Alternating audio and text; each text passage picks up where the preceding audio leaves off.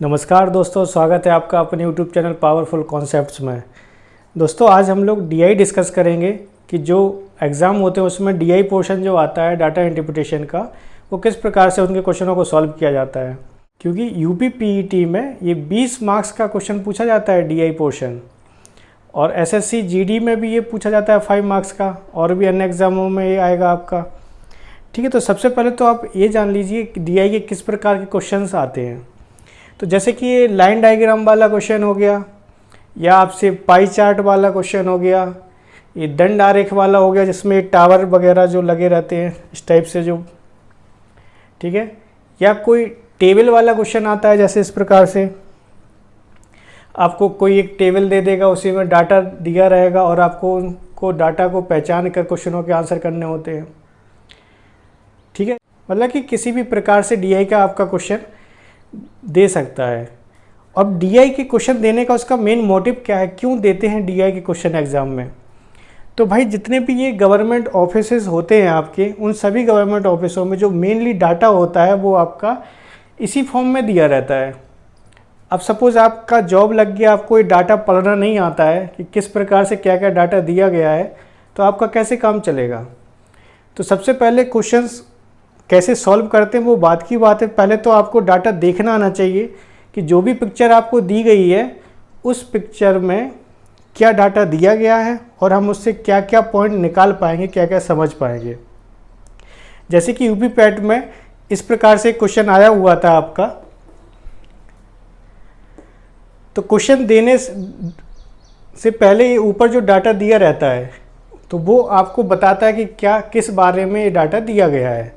तो जैसे कि इसने कहा 7 छात्र हैं और 7 छात्रों के इतिहास और भूगोल के अंकों का अनुपात दिया गया है, और इसने कुछ नहीं बताया। ठीक है, तो उसी को हमने इधर कॉपी कर लिया इस टाइप से कि आपको बेहतरीन तरीके से समझाया जा सके। तो आप सबसे पहले तो ये समझिए कि जो भी इसने ग्राफ दिया है इसमें सिर्फ अपन को 2 पॉइंट बताए गए हैं कि एक तो 7 स्टूडेंट हैं और उनके इतिहास और भूगोल के अंकों का अनुपात है जो वो इस प्रकार से है। तो इसमें आपको ये बताया गया है कि हिस्ट्री में और ज्योग्राफी में दोनों के जो मार्क्सों का रेशियो है वो क्या है। इस क्वेश्चन में कहीं भी आपको मार्क्स नहीं बताए गए कि किस छात्र के किस सब्जेक्ट में कितने मार्क्स होंगे। तो मतलब कि ये हुआ कि हम इस डाटा को देख के कभी किसी के मार्क्स नहीं बता पाएंगे कि किस सब्जेक्ट में उसके कितने नंबर आए होंगे। सिर्फ हम क्या बता पाएंगे, उसका रेशियो, कि अगर आपके ज्योग्राफी में कितने हैं तो हिस्ट्री में कितने होने चाहिए। जैसे कि सपोज़ हम इस डाटा को लें तो 0.65 आपको ये बता रहा है, अगर इसका पॉइंट हटाएं तो बाई 100 आएगा। और एक किसका रेशियो है आपका, हिस्ट्री एंड ज्योग्राफी का। मतलब कि हिस्ट्री में अगर 65 मार्क्स होंगे तो ज्योग्राफी में आपके 100 होने चाहिए। लेकिन ऐसा नहीं है कि ये मार्क्स हैं आपके। अगर इसी को अपन 5 से सपोज़ काट देंगे तो ये आपका 13 आएगा और ये आपका कितना हो जाएगा 20। तो ये इसी का मिनिमम रेशियो हो गया कि अगर ज्योग्राफी में आपके 20 मार्क्स होंगे तो आपके हिस्ट्री में 13 मार्क्स होने चाहिए। ठीक है, इसी की मल्टीप्लाई में आपका 26 हो सकता है। अगर 26 होंगे तो यहाँ पे 40 होना चाहिए, या फिर आगे एंड सो ऑन चलता रहेगा आपका। लेकिन एक्यूरेट कितने मार्क्स होंगे ये आप नहीं बता पाएंगे। ठीक है, जब तक कि वो क्वेश्चन खुद ना बताए आपको। ठीक है ना, तो समझ गए आप। फिर आप ये भी इससे अंदाज़ा लगा सकते हैं कि किस छात्र के किस सब्जेक्ट में एक्स्ट्रा मार्क्स होंगे। जैसे कि आपको इतिहास और भूगोल का रेशियो दिया गया, हिस्ट्री एंड ज्योग्राफी का आपको क्या दिया गया, रेशियो। तो इतिहास आपका ये हो गया और ये आपका भूगोल हो गया। तो अगर इतिहास की वैल्यू ज़्यादा होगी, सपोज इतिहास की वैल्यू 100 है और भूगोल की वैल्यू कितनी है, 99 है, मतलब कि भूगोल में आपके 99 मार्क्स आए हैं और इतिहास में 100 मार्क्स आए हैं। अगर इसको अपन डिवाइड करेंगे तो जो रेशियो की वैल्यू आएगी वो 1 पॉइंट में आएगी, 1 पॉइंट कुछ एक्स्ट्रा आएगा। मतलब कि कोई सी भी वैल्यू रखें, अगर हम 100 से छोटी वैल्यू अगर रखेंगे तो हमेशा आंसर आपका क्या आने वाला है, 1 पॉइंट में। लेकिन अगर हमने नीचे की वैल्यू 100 से ज़्यादा कर दी, सपोज 101 कर दी, तो ये आंसर आपका पॉइंट में आएगा, 0 पॉइंट कुछ करके आएगा। तो सिंपल सा मतलब क्या हुआ, अगर ऊपर वाली वैल्यू बड़ी होगी, ऊपर जिसका भी नाम है, ऊपर वाली वैल्यू अगर कैसी होगी, बड़ी होगी नीचे वाले से, तो हमेशा आपका आंसर 1 पॉइंट में आएगा। सिंपल सी बात है भाई। और अगर नीचे वाली वैल्यू बड़ी होगी ऊपर वाले से, तो हमेशा आंसर 1 से कम आएगा आपका। तो हम डाटा देख के ये बता सकते हैं कि किस स्टूडेंट के मार्क्स इतिहास में ज़्यादा होंगे, किसकी भूगोल में ज़्यादा होंगे। मतलब अगर ऊपर वाली वैल्यू बड़ी है तो आपका आंसर 1 से ज़्यादा आ रहा होगा। तो मतलब जो ये वाले स्टूडेंट्स हैं, इनके मार्क्स आपके हिस्ट्री में ज़्यादा होंगे और इन वाले स्टूडेंटों के मार्क्स हिस्ट्री में कम होंगे। हिस्ट्री में कम होंगे तो ज्योग्राफी में ज़्यादा होंगे इनके, क्योंकि इनकी नीचे वाली वैल्यू बड़ी होगी, ऊपर वाली छोटी होगी, और से डिवाइड किया होगा तो पॉइंट में आंसर आ रहा है, मतलब 1 से कम वैल्यू आ रही है। समझ पाए? तो इस डाटा को देख के हम सिर्फ इतना अंदाज़ा लगा सकते हैं किसके मार्क्स भूगोल में ज़्यादा होंगे, किसके इतिहास में होंगे, लेकिन होंगे कितने मार्क्स ये नहीं बता सकते। ठीक है? और कितने स्टूडेंट ज़्यादा मार्क्स लाए हैं, इतिहास में कितने कम लाए हैं, इस टाइप से डाटा बन जाएगा आपका। अब जो इनमें क्वेश्चन पूछे जाते हैं वो मेनली आपके 4 टाइप से क्वेश्चन पूछे जाते हैं। ठीक है? क्वेश्चन करना तो बहुत आसान होता है, जैसे कि एक डाटा दिया, 5 क्वेश्चन दे दिए आपको, उनके आंसर बताइए, 5 मार्क्स कंफर्म हो गए। लेकिन इस डाटा से कम 50 क्वेश्चन भी बना सकते हैं आप। सपोज जो क्वेश्चन आपसे इस एग्जाम में पूछ लिए गए, अगले एग्जाम में अनदर क्वेश्चन पूछेगा, कुछ अलग बदल के डाटा आएगा। लेकिन मेन पॉइंट यही है, क्या आपको डाटा समझ में आता है, डाटा आप देख के समझ पाते हो। जैसे कि इसमें आपने 0.65 उसने लिख के दे दिया था, कई बार क्या होगा वो इस टाइप से लाइन बना के दे देता, नीचे से लाइन बना के दे देता और पूरा ग्राफ बना देगा। तो लेकिन उसमें थोड़ा सा स्पष्ट आपको नज़र आ रहा होगा कि किसका डाटा क्या होगा। जैसे कि अगर अपन यहाँ पे देखें तो ये वाली वैल्यू यहाँ पे गई है 0.6 की लाइन, और 0.7 की लाइन यहाँ पे गई है, और ये वाला बीच का पॉइंट है 0.6 और 0.7 के बीच में। तो हम समझ जाएंगे कि ये दोनों का बीच एकदम मिड पॉइंट है, तो 0.65 होगा। इस पॉइंट को देखें अगर यहाँ पे, ये हम वो बातें बता रहे हैं जो आपको आने वाले एग्ज़ाम में या एक्सपेक्टेड क्वेश्चन में बन सकता है, कई टाइप से कैसा डाटा देगा और कैसे अपन को समझना है। तो यहाँ की वैल्यू अपन समझ पाएंगे दोनों के बीच में, तो 0.85 होगी। यहाँ से देख लिया जाता है, ये पहले स्टूडेंट की वैल्यू है, ये दूसरा स्टूडेंट की वैल्यू है, ये थर्ड स्टूडेंट की वैल्यू है, ये फोर्थ स्टूडेंट है, ये 5, ये 6 स्टूडेंट है और ये 7। अगर पूछा जाए कि 7 स्टूडेंट के मार्क्स सबसे ज़्यादा किस में, इतिहास में या भूगोल में, तो अपन देखेंगे इसकी वैल्यू 1 से ज़्यादा है, मतलब कि इतिहास में इसके मार्क्स कैसे होंगे, ज़्यादा, क्योंकि जो रेशियो गिवन है आपको वो इतिहास और भूगोल का है। ठीक है? अगर पूछा जाए 6 नंबर वाले स्टूडेंट की किस विषय में या किस सब्जेक्ट में ज़्यादा मार्क्स आए, तो 6 की वैल्यू क्या है, 1 से कम है, तो इसका मतलब इसके मार्क्स क्या होंगे, इतिहास में कम होंगे और भूगोल में ज़्यादा होंगे। या इसी को जो भी पॉइंट है इसमें नज़र आना चाहिए, आपका 95/100 होता है। ठीक है? तो ऊपर वाले मार्क्स कम है, नीचे वाले मार्क्स ज़्यादा है, मतलब भूगोल में ज़्यादा होंगे, इतिहास में कम होंगे। लेकिन अगर आपसे ये पूछ लिया जाए कितने मार्क्स कम हैं, तो आप ये नहीं बता पाएंगे, कह देंगे डाटा अपर्याप्त है, क्योंकि ये वाली वैल्यू आपको रेशियो में दी गई है, अंक नहीं दिए गए हैं आपको। कितने मार्क्स कम है ये नहीं बता पाओगे, कितने % मार्क्स कम है ये बता पाओगे, कितने % मार्क्स ज़्यादा हैं ये बता पाओगे। अगर आपसे इसी में पूछ लिया गया कि 6 वाले स्टूडेंट के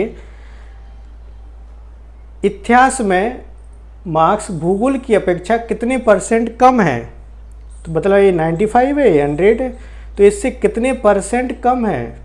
तो परसेंटेज कम अपन कैसे निकालते हैं, अंतर बटे बड़ी संख्या। तो अंतर तो 5 का है, बड़ी संख्या 100 है, इंटू 100, तो आपका वही आंसर आ जाएगा, 5% कम है। लेकिन अगर ये पूछ लेता कि भूगोल के मार्क्स इतिहास के मार्क्स से कितने % ज़्यादा हैं। एक्सपेक्टेड क्वेश्चन है, आगे आपको एग्जाम में मिल सकता है इस प्रकार से कि रेशियो दे दिया और पूछ लिया बताइए कि जो 6 वाला स्टूडेंट है उसके भूगोल में जो मार्क्स आए हैं वो इतिहास के मार्क्स से कितने % ज़्यादा आए हैं।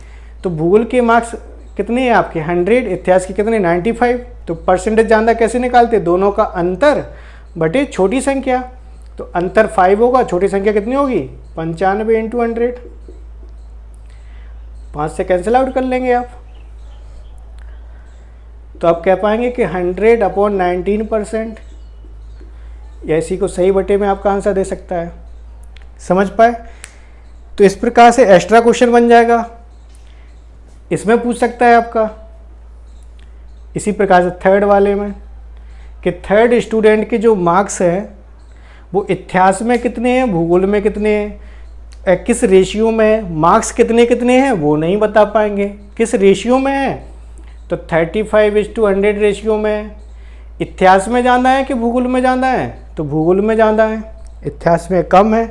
कितने % कम है, तो अंतर बटे बड़ी संख्या, मतलब कि वो आपका कितना 65% कम आ जाएगा। और भूगोल के कितने % ज़्यादा हैं, तो % ज़्यादा कैसे निकालेंगे, अंतर बटे ज़्यादा के लिए छोटी संख्या इंटू 100। समझ गए। तो इस प्रकार से क्वेश्चनों का आंसर कर पाएंगे। मतलब कि ये हुआ सिंपल सा कि क्वेश्चन तो बहुत सारे बन सकते हैं, कैसे भी बन सकते हैं।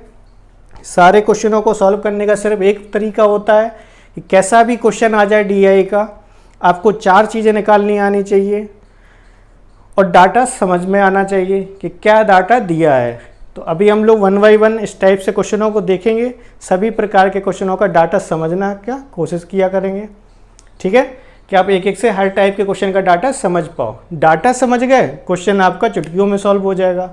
कि क्वेश्चन में क्या है, कुछ नहीं, आपसे पूछेगा एवरेज बता दो किसी का, तो भाई एवरेज निकालना सभी को आता होगा। जो भी नंबर दिए गए हैं सभी को ऐड करके टोटल नंबर से डिवाइड कर देना।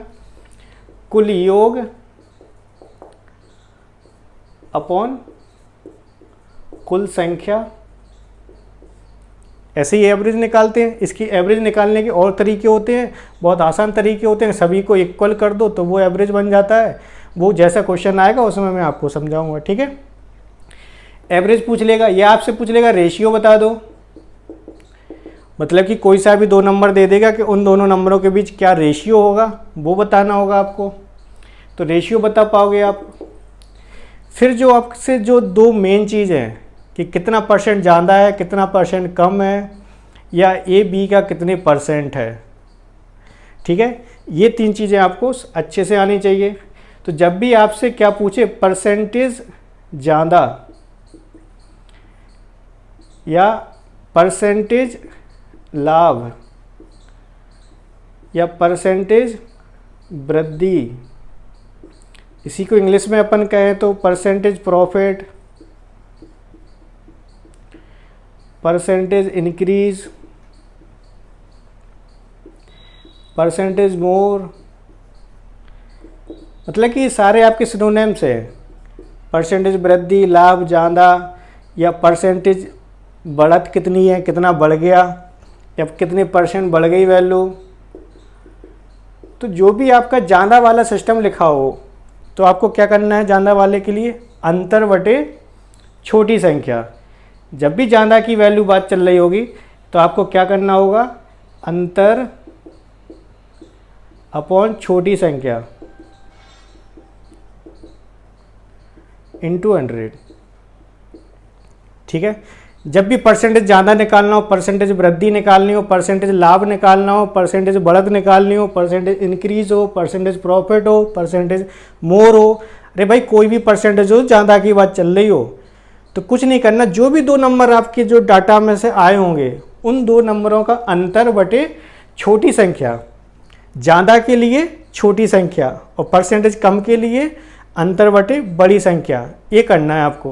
और जब % में आंसर निकालना है तो इंटू 100 कर देते हैं। अगर ये 100 नहीं करेंगे, सिर्फ अंतर निकाल लेंगे तो आ जाएगा वो उसके कितने गुना है, गुना में आंसर आ जाएगा, कितने टाइम्स है। मतलब 1/8 गुना, 2/5 गुना। अब 2/5 में 100 से मल्टीप्लाई कर दोगे तो परसेंटेज बन जाएगा, और 100 से मल्टीप्लाई नहीं करोगे तो आ जाएगा 2/5 गुना है वो उस वैल्यू का, ठीक है, उतने टाइम्स है। तो ऐसे ही आप कमी के लिए लिख लो कि परसेंटेज कमी निकालनी हो या परसेंटेज लॉस निकालना हो, परसेंटेज कमी, परसेंटेज लॉस, और क्या होंगे इसकी के परसेंटेज हानि निकालनी हो, मतलब सारी कम वाली वैल्यू। तो आपको सिंपल सा क्या करना है, अंतर बटे बड़ी संख्या, ठीक है, आप लिख लेना अंतर बटे बड़ी संख्या इंटू 100, ठीक है। इस टाइप से करेंगे तो आपकी सारी वैल्यू निकल आएंगी। और एक क्वेश्चन और आता है, ए बी का कितने परसेंट है, ए बी का कितने परसेंट है, या 40-50 का कितने परसेंट है, 10-20 का कितने परसेंट है, 30-40 का कितने परसेंट है। तो 10-20 का कितने परसेंट है, इसमें आपसे ये नहीं पूछा कितने परसेंट ज़्यादा है या कितने परसेंट कम है। अगर ज़्यादा पूछता तो अंतर बटे छोटी संख्या इंटू 100 कर देते, परसेंटेज कम पूछता तो अंतर बटे बड़ी संख्या इंटू 100 कर देते। ना ज़्यादा पूछा ना कम पूछा, बस कितने परसेंट है। तो जिसका बोला जाए कि 10-20 का, जिसके में का लगाओ वो आपको नीचे रखना है। तो 10/20 इंटू 100, तो ये आपका आ जाएगा 50% है। समझ पाए, ए बी का कितने परसेंट है, ए बी का कितने परसेंट है। तो इसमें आपसे ये नहीं पूछा जा रहा है ए बी से कितने परसेंट ज़्यादा है या ए बी से कितने परसेंट कम है, डायरेक्ट पूछा जा रहा है ए बी का कितने परसेंट है। तो भाई ए बी का, तो जिसका वो नीचे इंटू 100, तो ए बी का इतने परसेंट होगा। बस इतना सीखना है इसमें, और कुछ एक्स्ट्रा नहीं सीखना है। बस अपन को अब डाटा देखना है और सारे क्वेश्चनों के आंसर अपन कर पाएंगे। तो देखो, हम लोगों को 3 मेन इंपॉर्टेंट बात है परसेंटेज वाली, उसके बाद एवरेज और अनुपात आपको पता है, ठीक है। तो परसेंटेज ज़्यादा वाली बात है, चले परसेंटेज ज़्यादा, परसेंटेज लाभ, परसेंटेज वृद्धि, परसेंटेज मोर, परसेंटेज इंक्रीज, कुछ भी पूछ ले, सब ज़्यादा वाली बात पूछ ले तो क्या करना है, अंतर बटे छोटी संख्या, ज़्यादा के लिए बटे में छोटी संख्या और कम के लिए बटे में बड़ी संख्या इंटू 100 करना है। और ए बी का कितने परसेंट है, तो ए बटे बी इंटू 100 कर देंगे तो आपका परसेंटेज में आंसर आ जाएगा। और परसेंटेज में नहीं निकालना है तो 100 से मल्टीप्लाई आप नहीं करना, तो ये आंसर आपका गुना में कहलाता है, इतने गुना है। समझ गए। तो चलो अब इस जो ये वाला आपको जो डाटा दिया गया है, इस डाटा के थ्रू कैसे क्वेश्चन आए थे एग्जाम में वो डिस्कस करेंगे, और कैसे और एक्सपेक्टेड हो सकते हैं वो डिस्कस करेंगे, ठीक है ना।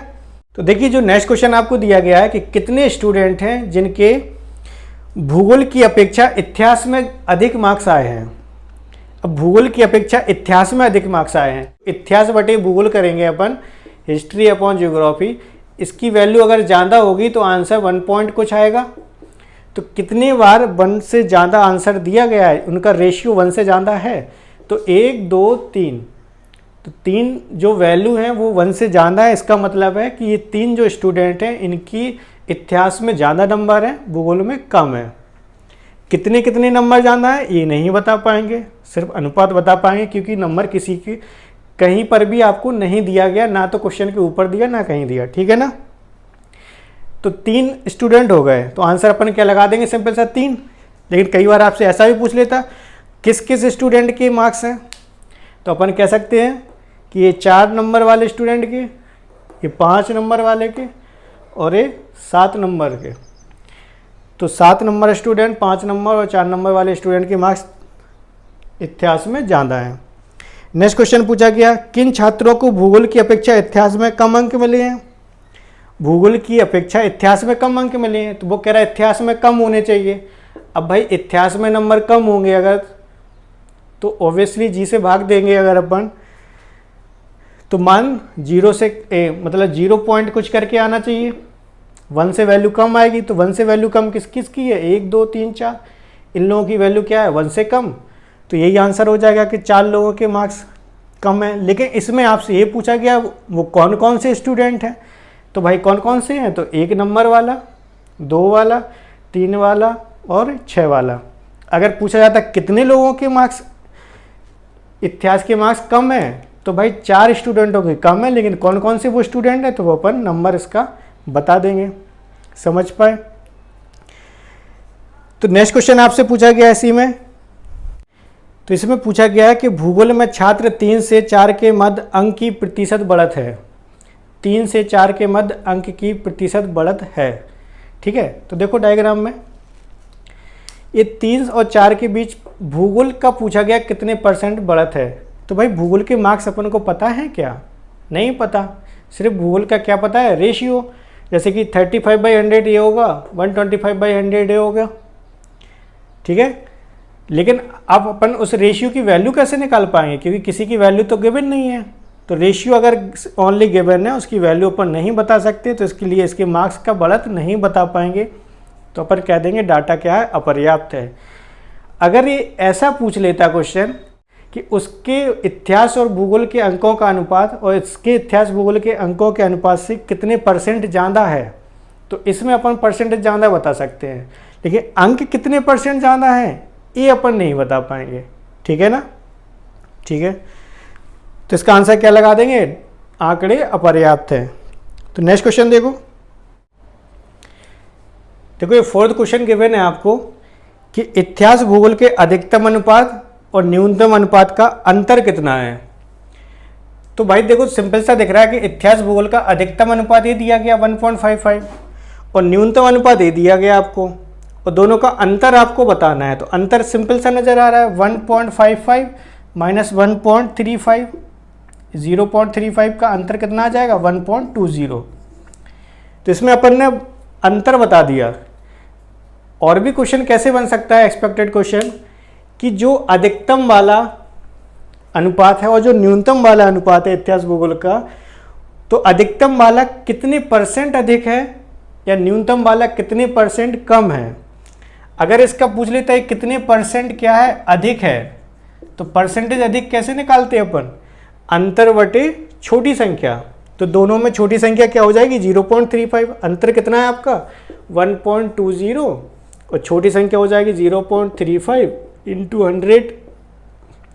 या पूछ लेता है जो कम है तो वो कितने % कम है, तो परसेंटेज कम अगर निकालना होता तो वही अंतर बटे बड़ी संख्या × 100।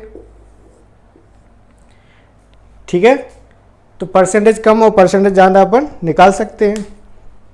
तो देखो नेक्स्ट क्वेश्चन क्या दिया गया आपको कि 4th नंबर वाले स्टूडेंट को भूगोल में 60 अंक मिले। तो जो 4th वाला स्टूडेंट है ये भूगोल में कितने मार्क्स लाया? 60। तो देखो इसके इसने मार्क्स बता दिए, इसके इसने क्या बता दिए? मार्क्स। तो 4th वाले के अगर भूगोल के मार्क्स पता चल गए तो अपन इतिहास के भी मार्क्स निकाल पाएंगे, क्योंकि इसका अपन को रेशियो गिवन है। तो 4th वाले स्टूडेंट का रेशियो क्या है आपका? 1.25। अब रेशियो 1.25 का मतलब होता है, पॉइंट हटाएंगे भाई 100 आ जाएगा आपका, 5 से कैंसिल आउट कर लेंगे, या 25 से काट दो तो 4, 5, मतलब 5 और 4 के रेशियो में मार्क्स है। और भूगोल के मार्क्स आपको पता है नीचे वाले के, तो 4 रेशियो की वैल्यू 60 है। 4 रेशियो की वैल्यू कितनी है? 60। तो 5 की कितनी हो जाएगी?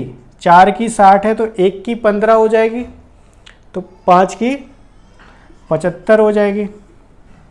आप ऐसे भी निकाल सकते हैं कि 1 रेशियो की वैल्यू कितनी होगी? 4 रेशियो की वैल्यू 60 है तो 1 रेशियो क्या होगी? 4 से इसको डिवाइड कर दो, तो 1 रेशियो की वैल्यू हो जाएगी 15, तो वो 5 वैल्यू की 75 आ जाएगी, वो आप आंसर कर पाओगे। ठीक है, ओके। इसी प्रकार से इसका और क्वेश्चन एक्सपेक्टेड बन सकता है कि जैसे कि जो छात्र 3 है, छात्र 3 भूगोल में कितने अधिक अंक लाया? भूगोल में कितने अधिक अंक लाया?